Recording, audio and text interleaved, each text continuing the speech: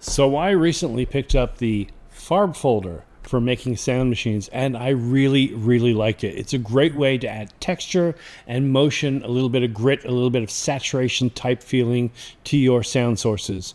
I really enjoyed it so much that I picked up its companion module, the Farbshaper, and it's a similar but slightly different take on the same kind of thing.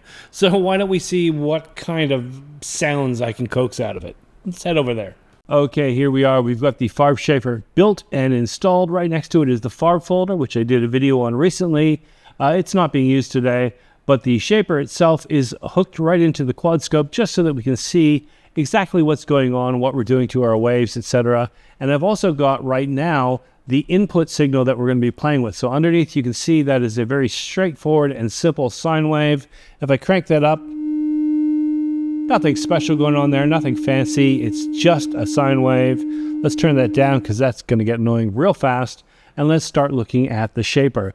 There are 3 controls that we can use. There are 2 CV inputs for the bottom 2, and then there is an input and an output that we can use to pass our sound through. Pretty straightforward so far. The very top knob is an input gain control, so you can turn up or turn down or control the input. As you can tell right now, I've got it turned all the way down. Now, it is they call it a saturated input. It's kind of somewhere between saturation and folding. It does change the sound. There's really no way to run your sound through this and get it to come out clean the way that you started. But that to me is fine. This is a shaper. It's for adding stuff. It's for changing stuff. It's for manipulating your sound. If you just want it to run clean, you wouldn't be running it through this. But if I turn this up, you can hear right off the bat, you can see the difference between the signal. It is quite a bit more brassy. There's more harmonics going on. Halfway, it's quite a bit louder than the source signal and really strong. Let's turn that down.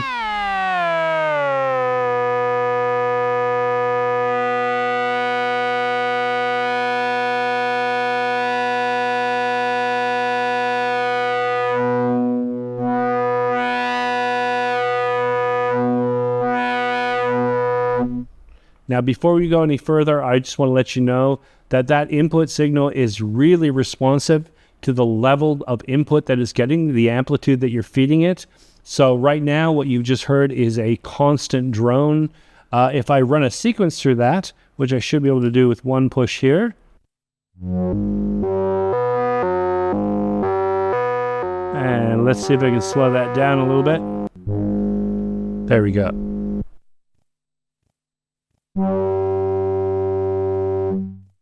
Keep that a slower attack and a longer decay.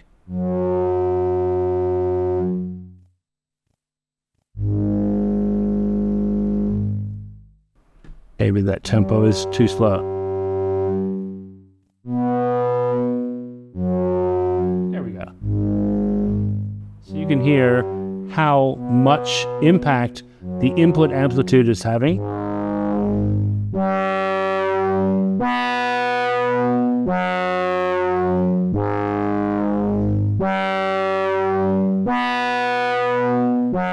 Now, if we compare that to opening the VCA up altogether,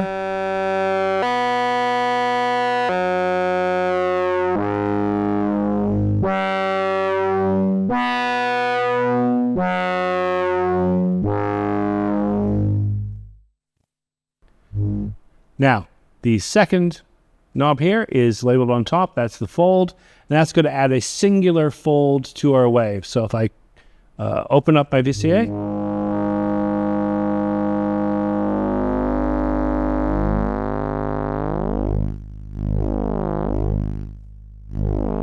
when we get towards the top, it starts to cancel itself out.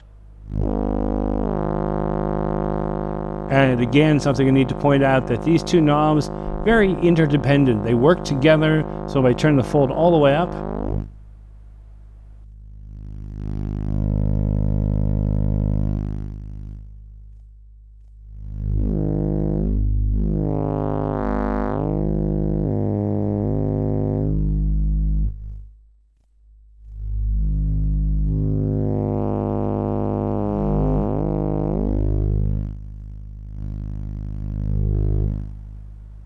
A lot of very interesting sounds and textures right at that cross-off point where it starts to bottom itself out.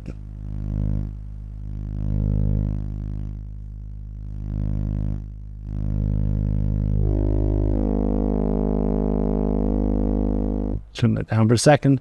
Now the one underneath is the pleat, and that is a secondary shaping circuit. It adds, whereas the first one adds one fold, this one adds multiple folds. There's more harmonics, more content richness. Again, I'm going to turn them all the way down, turn that up, and we'll just look at that on its own for a second. And again, you can see it sort of bottoms out there, but if I crank up the input,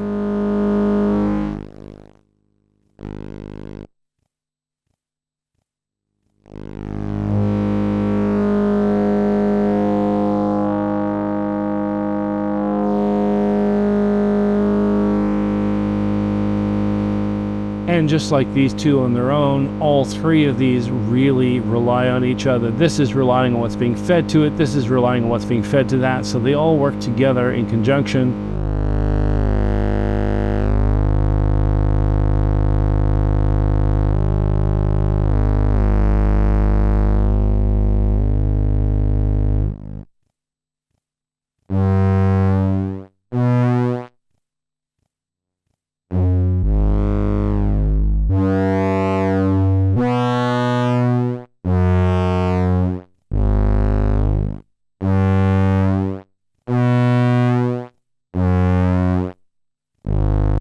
Like most things in your rack, the interesting part really comes when you start adding modulation into the CV controls. And when you plug something into one of these two ports, these two knobs stop being independent controls and start being attenuators. So if you have something running into here, into the fold, this is going to control how much impact that has on the signal. So if I turn it down or up, it's going to make quite a bit of difference. So let's just plug in some sort of randomized sample and hold in here. Set it to just for a drone for now, just so we can see what's going on.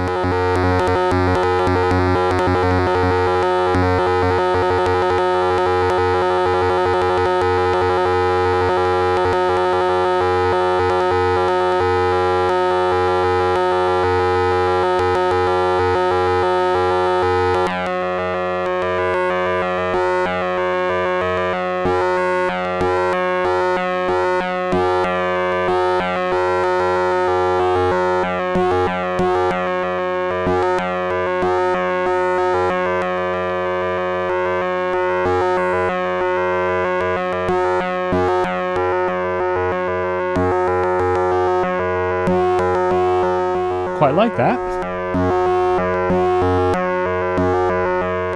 Let's see what happens if I put that sequence back in.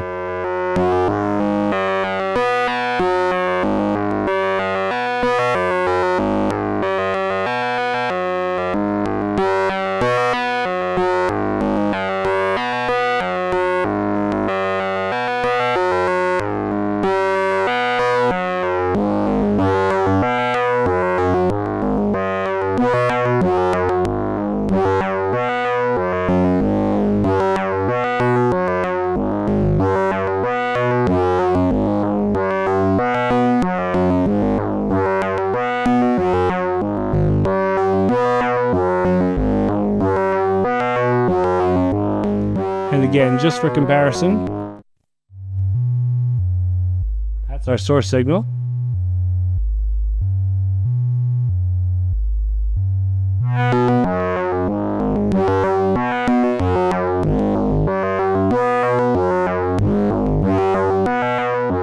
Quite like that.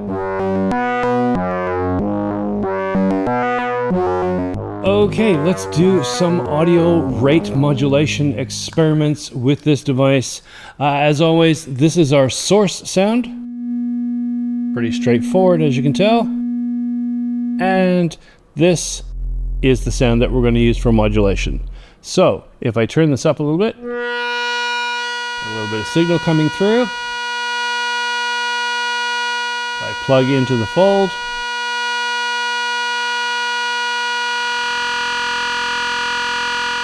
you can hear what that's doing to the sound, and if I adjust the pitch,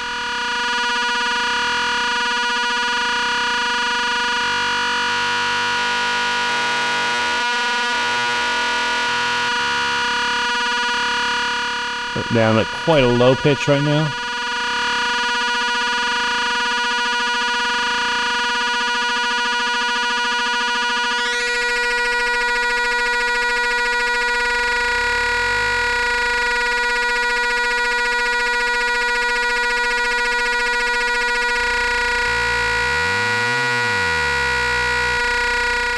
And if I take the same signal and plug it into the plate, quite a similar effect.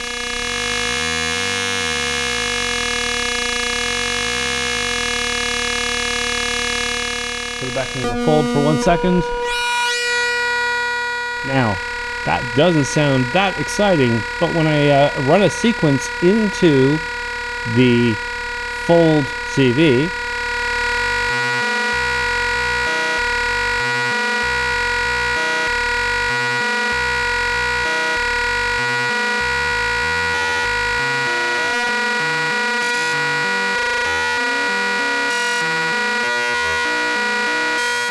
start getting something interesting. Now there is that constant tone underneath.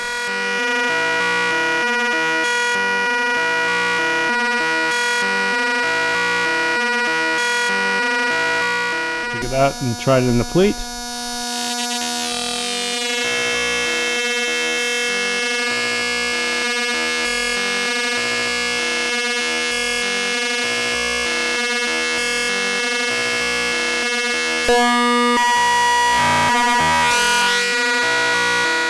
If I now run the same sequence into the source oscillator,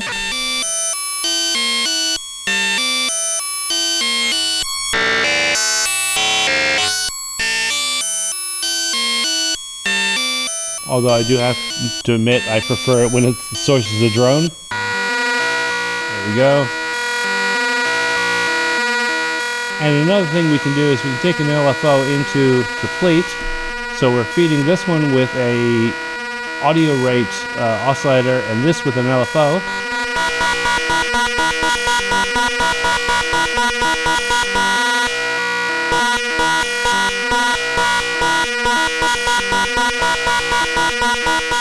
What's more interesting is if we take this into the VCA of our, what do we call it, our modulation.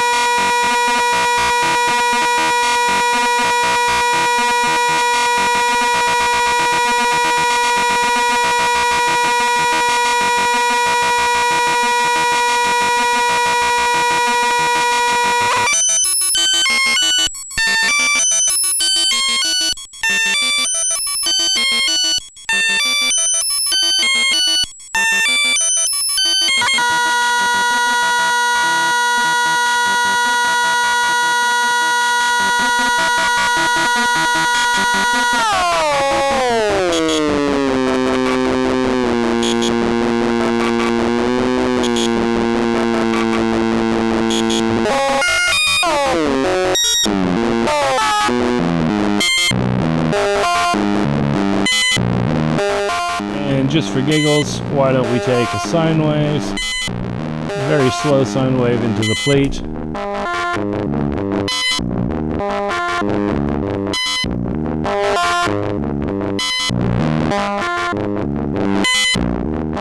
Lots of interesting sounds that you can get out of this.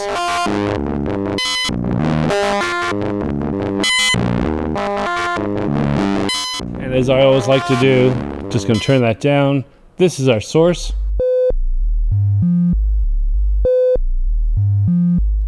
This is our manipulating signal. And this is what we did to it. I can bring in a little bit of that source underneath if we want. Just to return some of that bottom end. And of course I'm using a single sequence to alter both of the oscillators. I'm sequencing the source and I'm also sequencing the modulator, but I could use a completely different sequence for the modulator if I wanted. In fact, let's try. There you go. Made a total mess of it. Now we've got a completely different sequence on our source.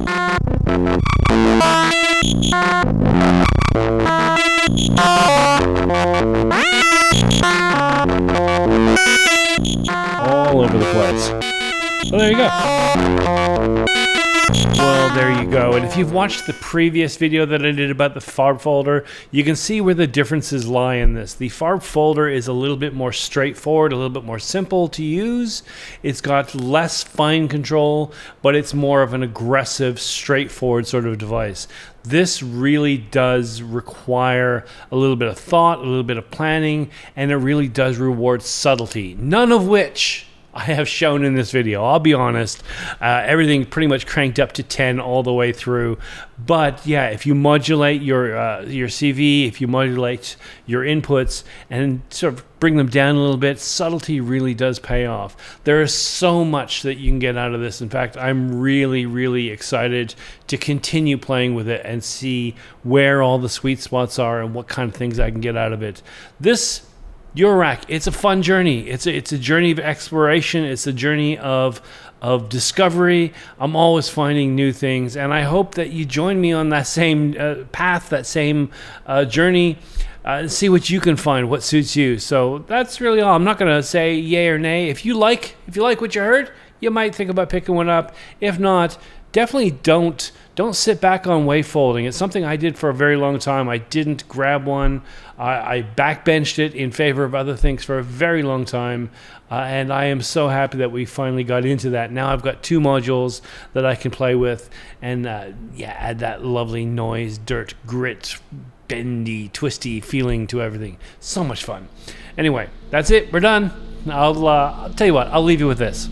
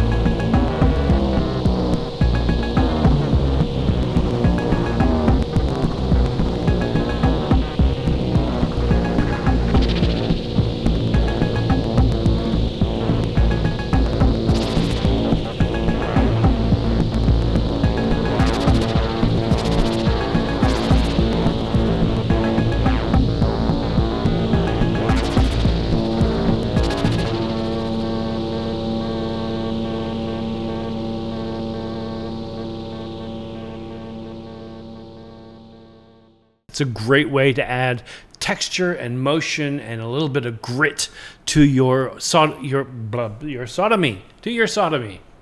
Don't like that. That's not what I meant to say.